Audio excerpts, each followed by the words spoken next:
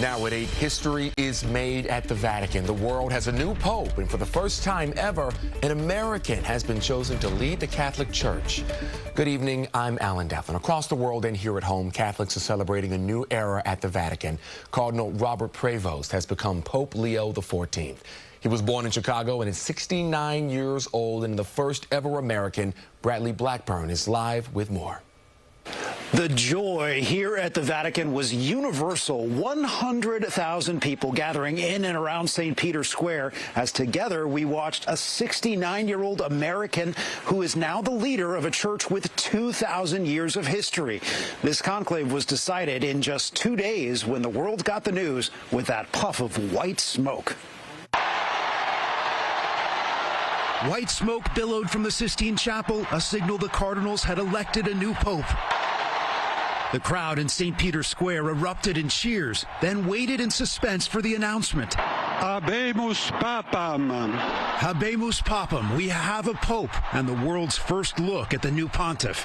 Emerging from St. Peter's Basilica, Robert Prevost becomes the first American pope in history, taking the name Leo XIV. His first words, "Peace be with you all." La pace sia con tutti voi.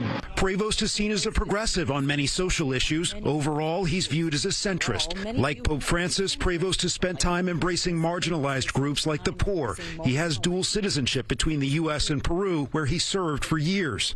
This is an extraordinary moment for American Catholics, seeing Leo XIV on the balcony, the first pope born in the United States, who is now spiritual leader for nearly 1.5 billion people. He's the least American. I mean, that's, I think, what made him electable. As crowds rushed into the square, a surge of emotion caught up with Tammy Harper. It's just everything. Once in a lifetime. It is a once in a lifetime, and For us to be here in this moment. just so blessed and grateful. For the crowds watching and waiting, it was a once-in-a-lifetime thrill.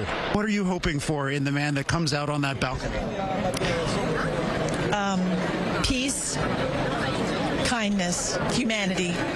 In the seconds before the white smoke, a baby bird tested its legs next to the chimney, a classic symbol of rebirth as the Catholic Church begins a new chapter.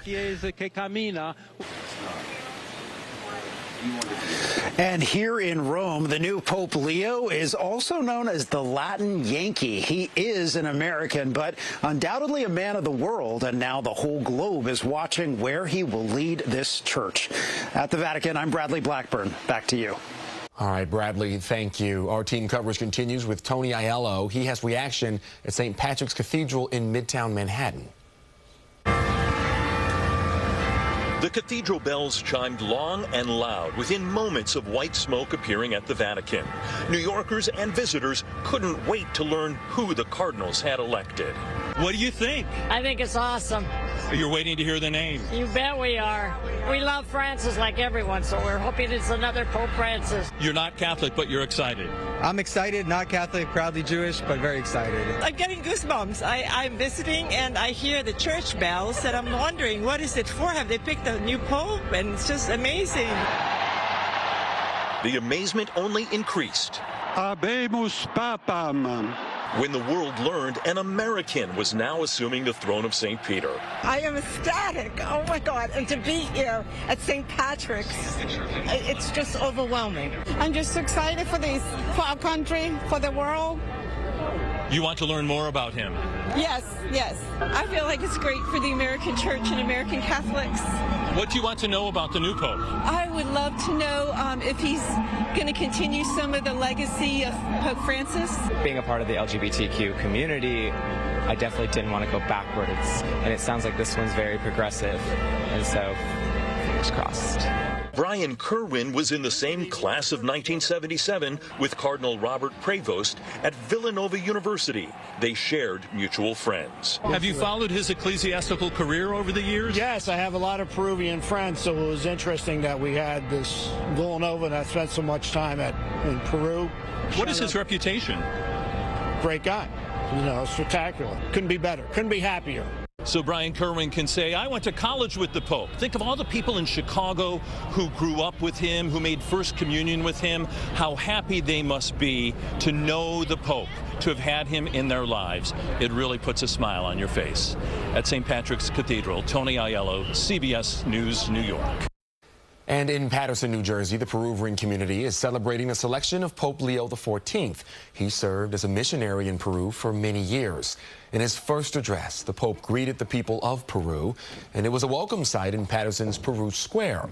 Many in Paterson tell us the new Pope brings a sense of pride and hope for humanity. It's very great for our culture and for our community, especially in New York and ERC, where we are big. Saying that we have to continue the synodal work of Pope Francis. If he's similar to Pope Francis, I think it'll be a great blessing, and there's every indication that he will be.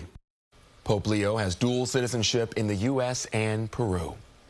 And Catholics on Long Island are also reacting to the historic announcement today.